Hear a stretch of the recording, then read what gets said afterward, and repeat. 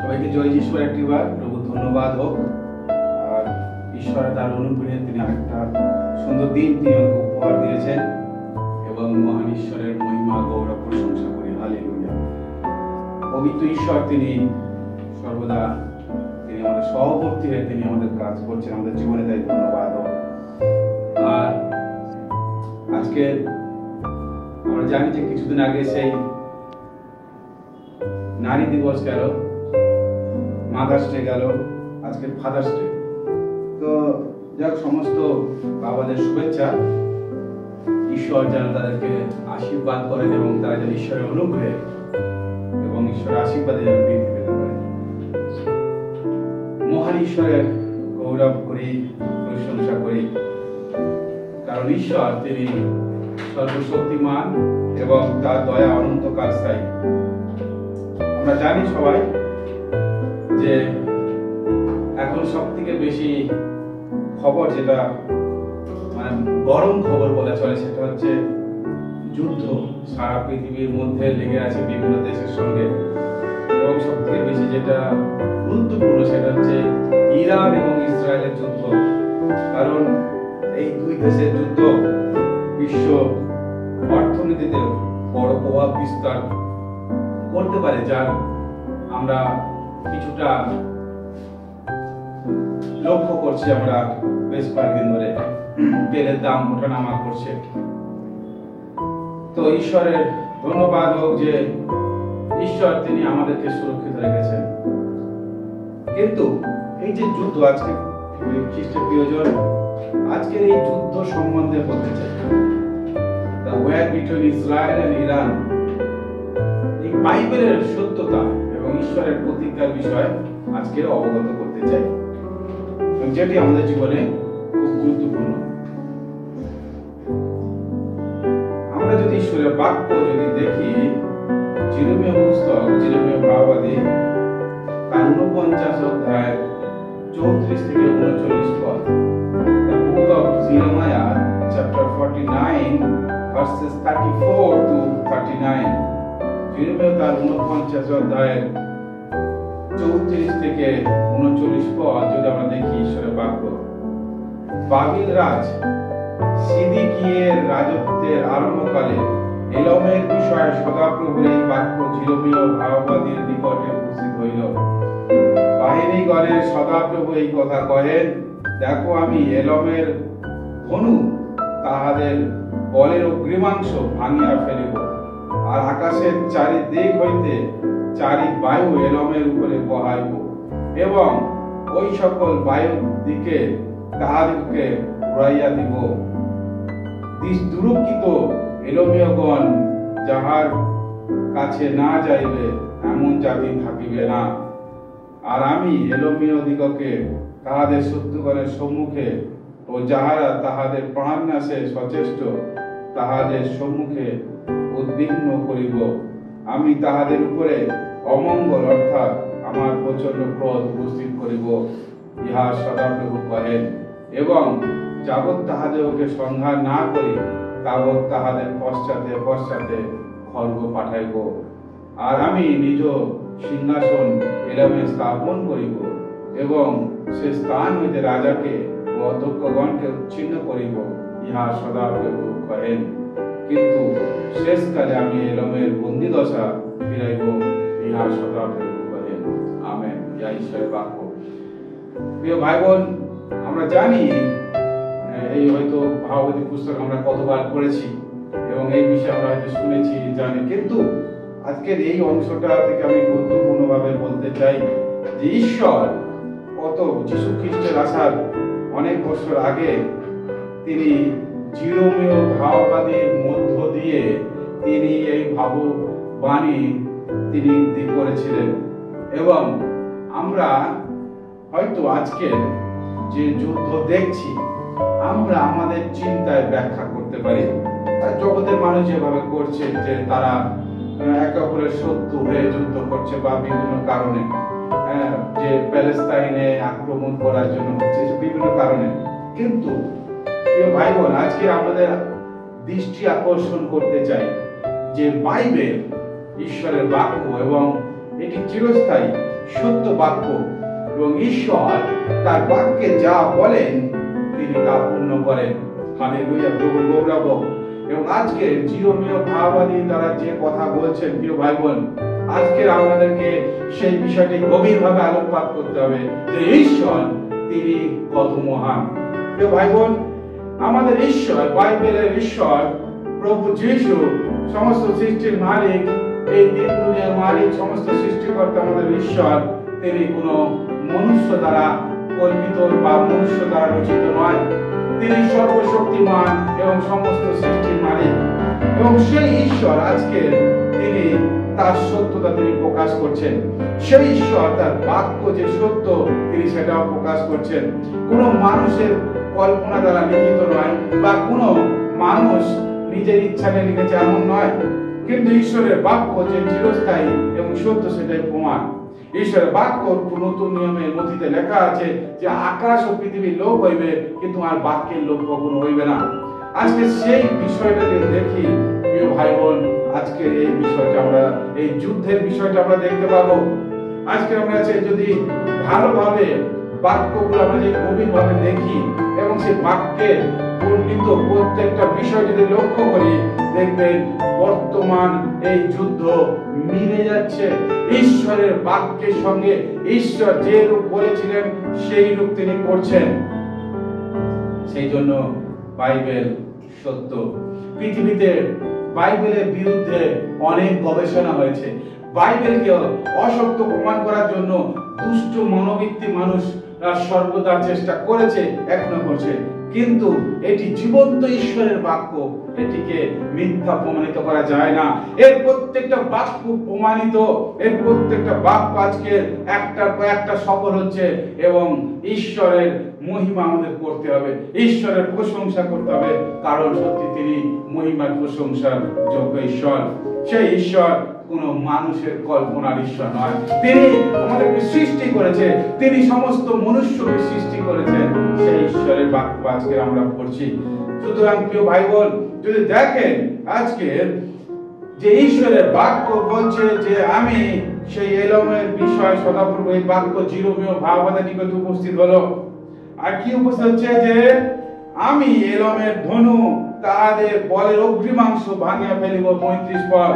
প্রিয় ভাই বোন, যদি আমরা বর্তমান এই যে এলম যদি আমরা ভৌগোলিক মানচিত্র দ্বারা দেখি, এটি বর্তমানে ইরানে অবস্থিত।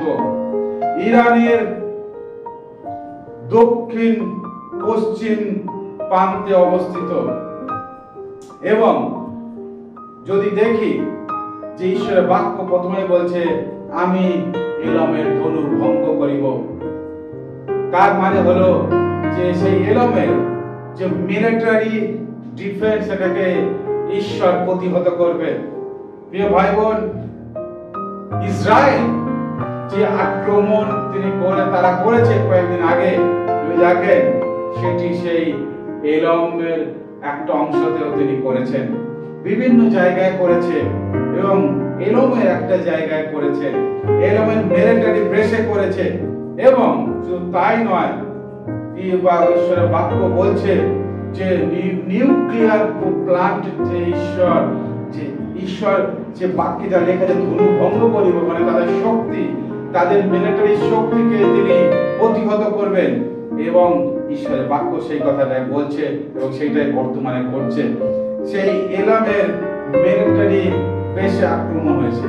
শুধু তাই নয় প্রিয় ভাই বোন, ঈশ্বরের বাক্য বলছে যে আমি তাদেরকে চারিদিকে ছিন্ন ভিন্ন করিব। তার মানে সেই দেশ তারা চারিদিকে বিভ্রান্ত হয়ে তারা ছুটবে। এবং যেটা বর্তমানে হয়েছে, শুরু হয়েছে ঈশ্বরের বাক্যের প্রমাণ শুরু হয়েছে।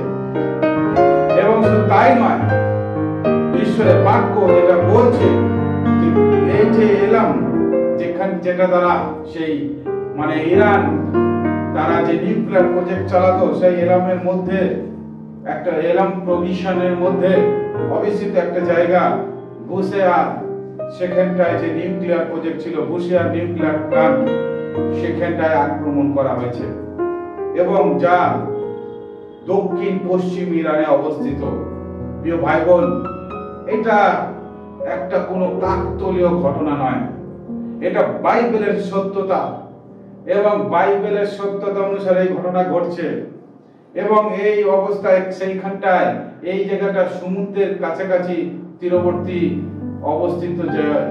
জায়গা, এবং এই এখানটায় ইসরায়েলের অনেক শক্তি উৎপাদন মানে বিভিন্ন প্রজেক্ট এবং মিলিটারি বেস আছে, এবং এখানে বিশেষ করে ইউরেনিয়াম অনেক মজুত করে তারা নিউক্লিয়ার প্ল্যান্ট তারা স্থাপন করেছে সমুদ্র বন্দর, সমুদ্র অঞ্চল নিকটবর্তী এই অঞ্চল।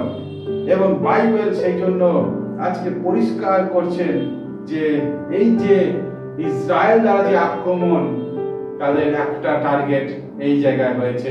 প্রিয় ভাই বোন, আজকের ঈশ্বর তিনি এই কথা বলছেন, তাই সেখানটায় তাদের জীবনের ঈশ্বর কি বলছে যে তাদেরকে আমি চারিদিকে চড়াইবো, তাদেরকে আমি চারিদিকে নিয়ে যাব, বায়ুর মতো তাদেরকে আমি উড়িয়ে নিয়ে যাব। ঈশ্বর বলছে তাদেরকে অন্যদিকে নিয়ে যাবে, এবং এলোমেয়গণ যাহার কাছে না যাইবে এমন জাতি থাকবে না। এই এলাকাটায়, এই সম্মিল এলাকায় এলোমেয়গণরা থাকে। এলোমেয়গণ, তারা এলোমেয় জাতি, ইরানের এলোমেয় জাতি, তারা সেই জায়গাটায় আছে। ঈশ্বরের বাক্য বলছে যে আমি তাদের কাছে না যাবে এমন কোন জাতি থাকবে না। তারা বন্দিত্বের মধ্যে যেতে পারে, তারা অন্যান্য জায়গায় তারা চলে যেতে পারে, তারা ভয়েতে চলে যেতে পারে, হতে পারে কোনো বৈদেশিক দেশ তাদেরকে দখল করতে পারে সেই জায়গা, বা তাদেরকে এখানে লেখা আছে আমি এলোমিয়দিগকে তাদের শত্রুগণের সম্মুখে, যাহারা তাদের প্রাণ নাশে সচেষ্ট, তাদের সম্মুখে উদ্বিগ্ন করব। আজকের বাস্তবিক সেইটা। প্রিয় ভাই বোন, আজকে যদি আপনি খবর দেখেন, দেখবেন সেইটি ঘটছে। এটা ঈশ্বরের বাক্য। আজকে সেই এলোমিয়গণরা তারা উদ্বিগ্ন, তারা জীবন বাঁচাবার জন্য তারা ছুটছে চারিদিকে। এটা ঈশ্বরের বাক্য। আজকে তাদের জীবনে অমঙ্গল উপস্থিত, কারণ এটি ঈশ্বর তিনি কার্য করছেন। এবং এই ভাববাণী অনেক খ্রিস্টের আসার অনেক 100 বছর আগে করা হয়েছিল, এবং তার পরবর্তী আরো যীশু খ্রিস্ট এসেছেন 2025 সাল হয়ে গেল, বলতে গেলে প্রায় 2028 সাল, প্রায় মানে টোটালি 2800 সাল প্রায় হবে মনে হচ্ছে, যদি হিস্টোরিক ক্যালকুলেশন দেখা যায়। এই ভাববাণী পূর্ণ হচ্ছে। প্রিয় ভাই বোন, এটি ঈশ্বরের বাক্য। ঈশ্বর তার বাক্যে যা বলেছেন তিনি তাই করছেন। আমাদের জীবনে এটাই আমাদের আস্থা, আমাদের এটাই ভরসা যে আমরা এমন এক ঈশ্বরকে বিশ্বাস করি, আমরা এমন বাক্য আমরা পড়ি, এমন বই আমাদের কাছে আছে যার প্রত্যেকটা কথা সত্য, যার প্রত্যেকটা কথা ন্যায্য, যার প্রত্যেকটা কথা প্রমাণিত। এবং আজকে আমরা সেটাই দেখছি। শুধু তাই নয়, ঈশ্বরের সেই বাক্য আরো অনেকদিন আগে জিসকেল ভাববাদীর মধ্য দিয়ে একই কথা বলেছিল। জিসকেল তার 25 অধ্যায় 14 পদে সেই জিসকেলের মধ্য দিয়েও ঈশ্বর এই কথা তিনি প্রকাশ করেছিলেন। ঈশ্বরের বাক্য এইরূপ বলছে, আর ইদোমের উপরে আমার প্রতিশোধ লইবার ভার আমার প্রজা ইসরায়েলের হাতে সমর্পণ করিব। ইসরায়েলের হাতে সমর্পণ করবে। প্রিয় ভাই বোন, ঈশ্বর তিনি এই কথা বলছেন জিসকেলের মধ্য দিয়ে। জিসকেল তার 25:14, তাহাতে আমার যেরূপ ক্রোধ সেইরূপ কোপ তাহারা ইদোমের প্রতি তদনুরূপ ব্যবহার করিবে, তখন উহারা আমার প্রতিশোধ গ্রহণ জ্ঞাত হইবে, ইহা সদাপ্রভু বলেন। হালেলুয়া। প্রিয় বাক্য, প্রিয় খ্রিস্টের প্রিয়জন, ঈশ্বরের এই সুন্দর বাক্য আগে থেকে বলছে। ঈশ্বর 2000 মানে বলতে 2800 বছর আগে এই প্রতিজ্ঞা যা করেছেন সমস্ত ভাববাদীর মধ্যে দিয়ে সব তিনি পূর্ণ করছেন। আমরা হয়তো ভাবতে পারি ঈশ্বরের বাক্য আমরা কতবার হয়তো পড়ে গিয়েছি এইসব জায়গায়, আমরা তো ভাবছি এইসব কি লেখা আছে, কিন্তু ভাই বোন, ঈশ্বর তার কথা যা বলেছেন তিনি তার সময় সবকিছু পূর্ণ করেন। তার একটাও বাক্য মিথ্যা হবে না। ঈশ্বরের বাক্যে লেখা আছে যে শিশির দিনও শুষ্ক হয়ে যাবে, হ্যাঁ, শিশির আবার বাষ্প হয়ে উঠে যাবে, কিন্তু ঈশ্বরের বাক্য কখনো ফলহীন ভাবে যাবে না। ঈশ্বরের বাক্য যা ঈশ্বর বলেছেন সবকিছু পূর্ণ হবে। ঈশ্বরের বাক্য এটা জীবন্ত বাক্য প্রিয় ভাই বোন। তাই এটা মনে রাখেন যে আপনি যে ঈশ্বরকে বিশ্বাস করেছেন সেই ঈশ্বর জীবন্ত, তার বাক্য জীবন্ত, কার্যকারী, দ্বিধার খড়গ ভেকা তীক্ষ্ণ, সেই বাক্যের প্রত্যেকটা বিষয় ফলপ্রসূ। শুধু তাই নয়, ভাববাদী যিশায়ার মধ্য দিয়ে ঈশ্বর সেই কথা বলেছিলেন। তার 41 অধ্যায় 15 পদে লেখা আছে, দেখো আমি তোমাকে তীক্ষ্ণ দন্ত শ্রেণী বিশিষ্ট শস্য মারা নতুন বুড়ির ন্যায় করিব, তুমি পর্বতগণকে মারিয়া চূর্ণ করিবে, ভূগর্ভগণকে ভূষির সমান করিবে। আজকে ইসরায়েল সেই রূপ করছে, তার শত্রুপক্ষের মধ্যে আক্রমণ হচ্ছে, তার শত্রুপক্ষ তাদেরকে যদিও ডিফেন্ড করাচ্ছে, আক্রমণ করছে পাল্টা, মনে রাখেন তারা ঈশ্বর তাদের পক্ষে কাজ করবে এবং ঈশ্বরের এই সমস্ত ভাবাবাণী তিনি পূর্ণ করবেন এবং ঈশ্বর তাদের প্রতি আবার শেষে দয়া করবেন, অনুগ্রহ করবেন, যখন তারা বুঝতে পারবেন যে সেটা সর্বশক্তিমান ঈশ্বর। ভাই বোন, তাই নয়, আজকে সকলীয় ভাবাবাণী পুস্তকেও ঈশ্বরের বাক্য, সকলীয় ভাবাবাণী পুস্তকেও ঈশ্বর যে তার কথা, তার বিষয় তিনি জানিয়েছিলেন যে কিভাবে তিনি কাজ করবেন। সকলীয় তার 12 অধ্যায় 6 পদে, আর সেই দিন আমি জিহুদার অধ্যক্ষগণকে কাষ্ঠরাশির মধ্যস্থিত অগ্নির আংটার ন্যায় ও মাটির মধ্যস্থিত প্রজ্বলিত ডামসের ন্যায় করিব, তাহারা দক্ষিণ দিকে ও বাম দিকে চারিপার্শ্বের সকল জাতিকে গ্রাস করিবে এবং জেরুজালেম পুনরায় আপন স্থানে জেরুজালেমে বসতি করিবে। হালেলুয়া। সকলীয় ভাববাদী একই কথা বলছে। সুতরাং প্রিয় ভাই বোন, আজকের আমরা যারা বাইবেল জানি না তারা তো ভাবছি ইসরায়েল নিষ্ঠুরভাবে এগুলো করছে, কিন্তু ঈশ্বরের বাক্য এই কথা বলছে। কেন? তার কারণ ঈশ্বরের বিরুদ্ধে এই সমস্ত জাতিরা সর্বদা ঈশ্বরের বিরুদ্ধে পরিকল্পনা চক্রান্ত করেছে।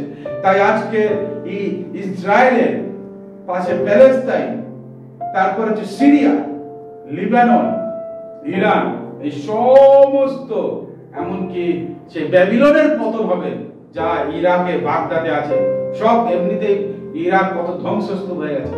এই সব ঈশ্বর তিনি দেখাবেন প্রিয় ভাই বোন, কারণ এটা ঈশ্বরের বাক্য। ঈশ্বর তার বাক্যকে সফল করবে। তাই আমরা আজকে যদি দেখি ইসরায়েলের আশপাশের সমস্ত দেশগুলোতে তারা আক্রমণ কেন করছে, তার কারণ হচ্ছে এটাই, ঈশ্বরের সময়। প্রিয় ভাই বোন, ঈশ্বর সেই জেরুজালেমকে পুনরায় স্বস্থানে স্থাপন করবেন এবং সেই প্রভুর আগমন সন্নিকট, কারণ সেই জেরুজালেম মন্দির পুনরায় গঠন হবে। আমরা জানি সেই আলাস্কা সেই যে মসজিদ আছে, সেটা সেই জায়গা, সেই আগেকার জেরুজালেম মন্দির ছিল, ভাঙা হবে, সেখানটায় সেই মন্দির হবে, সেই নিয়ে কথা চলছে। তো এই সব কিছু একটা বিষয়, খ্রিস্টীয় একটা বিষয় আমাদেরকে প্রকাশ করে, সেটা হচ্ছে ঈশ্বর তিনি সত্য। এটা কোনো মানুষের কল্পনার বিষয় নয়, এটা কোনো কাল্পনিক স্টোরি নয় প্রিয় ভাই বোন, এটা হিস্টোরিক্যাল প্রুফ আছে। জিহুদি ইতিহাস, জিউস হিস্ট্রিতে লেখা আছে, ওয়ার্ল্ড হিস্ট্রিতে বিষয়গুলো পাই, এগুলো কোনো কাল্পনিক লেখা নয়। আজকের আমরা যে বাক্যগুলো আমরা পড়ছি বর্তমান সময়েও হাজার হাজার বছরের পুরাতন একই বাক্য। এ ভাই বোন, সেই বাক্যে লিখিত প্রত্যেকটা বিষয় আজকে আমাদেরকে দেখিয়ে দিচ্ছে যে ঈশ্বর তিনি জীবন্ত এবং আমরা যে ঈশ্বরকে বিশ্বাস করি, যেহোবা অনন্তকালীন ঈশ্বর, সমস্ত সৃষ্টির মালিক, আব্রাহামের, ইসাকে, যাকবের ঈশ্বর, সেই ঈশ্বর তার একটা বাক্য তিনি সফল করছেন প্রিয় ভাই বোন। তাই আমরা সেই আরো ঈশ্বরের প্রতি আস্থা রাখতে পারি, আমরা ঈশ্বরের সামনে নিজেকে বিশ্বস্ত আমরা দান করাতে পারি, কারণ আমরা যাকে বিশ্বাস করি তিনি হচ্ছেন বিশ্বস্ত ঈশ্বর। তিনি কখনো পরিবর্তন হন না, তার কখনো পরিবর্তন হয় না, তিনি চিরকাল একই রকম আছেন, কারণ তিনি ঈশ্বর। তিনি ঈশ্বর, তিনি কোনো কোনো মানুষের কল্পনার দ্বারা তৈরি কোনো কিছু নয় প্রিয় ভাই বোন। তাই আপনাদেরকে আজকে উৎসাহিত করি প্রিয় ভাই বোন, আজকের আপনি আপনার বিষয়ে আপনার জীবনকে আমি বলি ঈশ্বরের দিকে তাকান। বাইবেল একটা সত্য, ঈশ্বরের বাক্য সত্য, সমস্ত ভাববাণী যা আছে সব পূর্ণ হবে, এটা ঈশ্বরের বাক্য প্রিয় ভাই বোন। এবং সেই ঈশ্বরের প্রতি আপনি আস্থা রাখুন এবং আপনার সমস্ত পরিস্থিতিতে আপনি ঈশ্বরের দিকে তাকান। ঈশ্বর আপনাকে জানেন এবং তিনি আপনার সমস্ত বিষয় থেকে আপনাকে উদ্ধার করবেন, কারণ তিনি উদ্ধার করার জন্য নিজে তিনি সেই মনুষ্য রূপে তিনি এসেছিলেন আর আমাদের মধ্যে তিনি প্রবাস করলেন এবং আমাদের জন্য তিনি সমস্ত আমাদের অপরাধ, সমস্ত আমাদের পাপের বোঝা তিনি সেই নিজের স্কন্ধে তুলে নিলেন এবং তিনি কালভারি ক্রুশে তিনি নিজেকে সমর্পণ করলেন, আমাদের জন্য সমস্ত প্রায়শ্চিত্ত তিনি করলেন। আর সেই প্রভু যীশু খ্রিস্ট যার মধ্য দিয়ে আমরা সেই ক্ষমা পেতে পারি পাপের এবং অনন্ত জীবন লাভ করতে পারি। ভাই বোন, আজকে আপনাদেরকে বলি, এই যুদ্ধ যখন দেখছেন, এই যুদ্ধ যখন ঘটছে, মনে রাখেন ঈশ্বরের বাক্য পূর্ণ হচ্ছে এবং ঈশ্বর এই দ্বারা একটা বার্তা তিনি পৌঁছাচ্ছেন যে খুব শীঘ্রই আমি সেই র্যাপচার করব। যারা খ্রিস্টে একদম বিশ্বস্ত, যারা তার পথে বিশ্বস্ত, যারা তার বাক্যকে একদম শিরোধার্য করেছে, সর্বদা বাক্যকে ধ্যান করে, ঈশ্বরের বাক্যকে নিজের জীবনে পালন করে চলে, তাদের প্রভু সেই তার কাছে ফিরিয়ে নিয়ে যাবেন। এবং আমরা যারা পাপের ক্ষমা পেয়েছি, আমরা অবশ্যই তার কাছে ফিরে যাব, তার সেই স্বর্গের সেই স্বর্গীয় সেই সুন্দর আবাসে আমরা থাকবো, কারণ এটা প্রভুর প্রতিজ্ঞা। প্রভু যীশু বলছেন যে আমার ইচ্ছা আমি যেখানে থাকি তোমরা সেখানে থাকবে। প্রিয় ভাই বোন, খ্রিস্টের প্রিয়জন, আমরা তাই এই যুদ্ধ থেকে নিরুৎসাহ হওয়া দরকার নেই।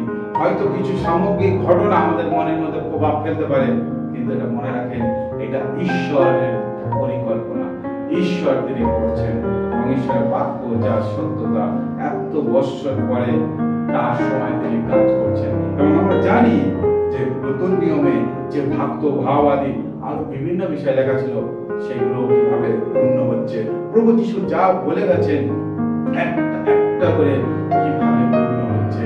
এবং আমরা সেই জন্য আরো বাক্যের প্রতি আস্থা স্থাপন করি। আমরা জানি জগতে যা কিছু আছে তার কোনো মিল নেই কথা, মানুষ জাস্ট নিজের চিন্তা দ্বারা তারা বিশ্বাস করে আছে। কিন্তু আজকে আমরা যে বিষয়টাকে বিশ্বাস করছি, যে বিষয়টাকে আমরা পড়ি, যেটাকে আমরা নিয়ে চলি, একটা বিষয় সত্য এবং বিশ্বাসনীয়। তিনি কত মহান ঈশ্বর, হালেলুয়া। তাই প্রিয় ভাই বোন, আজকে মনে রাখেন যে এই যে ঘটনা, এই যে বিষয়, সেটা একটা বাইবেলের সত্যতা তিনি প্রকাশ করছেন। বাইবেল সত্য এবং ঈশ্বর তিনি সত্যময় ঈশ্বর, এটা একদম পরিষ্কার আমাদের সামনে। তাই আমরা যেন কোনো মানুষের লজ্জা পাওয়ার কিছু নেই, বাইবেলের বিষয় বলতে কোনো লজ্জা পাওয়ার বিষয় নয়, কারণ এটা সত্য, প্রত্যেকটা বিষয় প্রমাণিত। ঈশ্বর যা বলেছেন তাই ঘটে চলেছে। তাই প্রিয় ভাই বোন, আপনি হৃদয়ে গর্ববোধ করুন যে আপনি সেই ঈশ্বরের বাক্যকে জানতে পেরেছেন, সেই বাক্য আপনার কাছে আছে এবং সেই বাক্য আপনি পড়ার সুযোগ পেয়েছেন। কত মানুষ এই সুযোগ পায়নি। তাই প্রিয় ভাই বোন, আসুন সেই ঈশ্বরের সামনে আসি, ঈশ্বরকে ধন্যবাদ দিই। ঈশ্বর সত্যি আমাকে তুমি সাহায্য করেছো তোমাকে জানার জন্য, তোমার এই সত্যের বাক্যকে জানার জন্য। আসুন আমরা ঈশ্বরের কাছে আসি এবং ঈশ্বরের এই বাক্য সব পূর্ণ হচ্ছে এবং প্রভুর আগমন সন্নিকট। তাই আমরা নিজেদেরকে প্রস্তুত করি, আরো প্রস্তুত করি, আরো নিজেদেরকে বিশ্বাসী দৃঢ় করি, ঈশ্বরের সামনে আমরা বিশ্বস্তভাবে দাঁড়াবার জন্য চেষ্টা করি, যেন আমরা সেই শেষ দিনে সম্মান করতে পারি। আসুন প্রার্থনায় যাই। সর্বশক্তিমান ঈশ্বর, প্রেমময় পিতা, তোমাকে ধন্যবাদ দিই, তোমাকে গৌরব প্রশংসা করি। আজকের এই দিন তুমি সৃষ্টি করেছো, তুমি বাঁচিয়ে রেখেছো, তুমি সুস্থ রেখেছো, ধন্যবাদ প্রভু। যা আমাদের আশপাশে বিভিন্ন ঘটনা ঘটছে, আমরা টিভির পর্দায় দেখলে বিভিন্ন ঘটনা ঘটছে, হয়তো দেখে আমরা উদ্বিগ্ন হচ্ছি, কিন্তু এগুলো সবই যে তোমার বাক্যে লেখা আছে প্রভু, সব তুমি আগে থেকে বলেছো প্রভু যে এইভাবে করবে। মঙ্গলময় ঈশ্বর, আমরা এটা থেকে বুঝতে পারি যে তুমি কত বিশ্বস্ত ঈশ্বর, তুমি যা বলেছো তা ঘটছে, সেইভাবেই ঘটছে। তাই তোমাকে ধন্যবাদ। পিতা ঈশ্বর, আমরা তোমার প্রতি সেই বিশ্বাস ভাজন করতে চাই, আরো আস্থা রাখতে চাই যে সত্যি তুমি আমাদের ঈশ্বর, তুমি যা বলো তাই করো, এবং তোমার প্রতিজ্ঞা আমাদের জন্য আছে। তুমি বলেছো আমি তোমাদের মঙ্গলের জন্য কাজ করবো, এটাও প্রভু একদম বিশ্বস্ত প্রতিজ্ঞা। আমরা এই আশ্বাস আমরা তোমার প্রতি রাখবো, এই বিশ্বাস তোমার প্রতি রাখবো, আমরা যেন বিশ্বস্ত ভাবে তোমার সামনে চলতে পারি এবং তোমার সামনে জীবন করতে তুমি আশীর্বাদ করো প্রভু, সাহায্য করো। আমাদের প্রত্যেকের জীবনকে তোমার সমর্পণ করে তারা সবাই যেন তোমার উপরে এই বিশ্বাস, এই আস্থা রাখতে পারে। আমাদের পাপ অপরাধ মার্জনা করো প্রভু, এই শেষ সময় আমরা যেন আরো প্রস্তুত হতে পারি যেন তোমার অনুগ্রহের মধ্যে জীবন করার জন্য। গৌরব মহিমা তোমাকে দিয়ে আমাদের আত্মাকে তোমাদের সমর্পণ করে আশীর্বাদের সঙ্গে প্রার্থনা যীশু খ্রিস্ট তোমার নামে চাই, আমেন। আসুন প্রভু সেখানে প্রার্থনা করি যে আমাদের সর্বোচ্চ পিতা, তোমার নাম পবিত্র বলে মান্য হোক, তোমার রাজ্য আসুক, তোমার ইচ্ছা সিদ্ধ হোক, যেমন স্বর্গে তেমন পৃথিবীতে হোক। আমাদের প্রয়োজনীয় খাদ্য আজ আমাদেরকে দাও, আমাদের অপরাধ সকল ক্ষমা করে দেও না, আমরা আপন অপরাধীকে ক্ষমা করিয়াছি। আমাদের পরীক্ষাতে আনিও না, কিন্তু মন থেকে রক্ষা করো, রাজ্য পরাক্রম মহিমা যুগ তোমার। আসুন আমরা আশীর্বাদ গ্রহণ করি। এখন থেকে পিতা ঈশ্বরের প্রেম, প্রভু যীশু খ্রিস্টের অনুগ্রহ, পবিত্রতা, সর্বাধিকার, শান্তি, চালনা প্রেরণা আমাদের প্রত্যেকের সঙ্গে, সমস্ত খ্রিস্ট ভাই বোনদের সঙ্গে এবং সেই ইসরায়েলের সঙ্গে এখন থেকে বিরাজ করুন। প্রভু প্রত্যেকের সহবর্তী হোক। সবাইকে জয় যিশু। ভালো থাকেন, সুস্থ থাকেন, আবার সাক্ষাৎ হবে।